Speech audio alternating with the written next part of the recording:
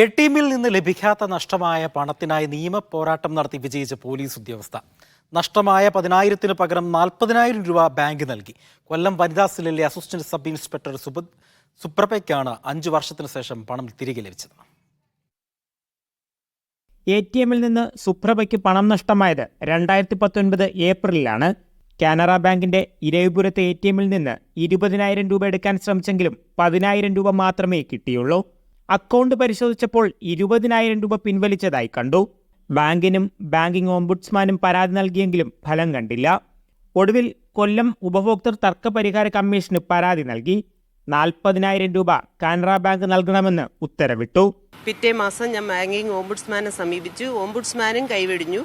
അങ്ങനെയാണ് ഞാൻ CDRCയെ സമീപിക്കുന്നത്. 10 രൂപ പോയത് പോട്ടെ, ഇതിൻ്റെ പുറകെ നടന്ന് ഒരു സമയനഷ്ടം ധനനഷ്ടം വിട്ടേക്കാനാണ് പറഞ്ഞത്. പക്ഷേ എനിക്ക് എൻ്റെ അഭിമാനത്തിനേറ്റൊരു ക്ഷതം പോലെയായിരുന്നു. അതുകൊണ്ട് ഞാൻ വിടാൻ കൂട്ടാക്കിയില്ല.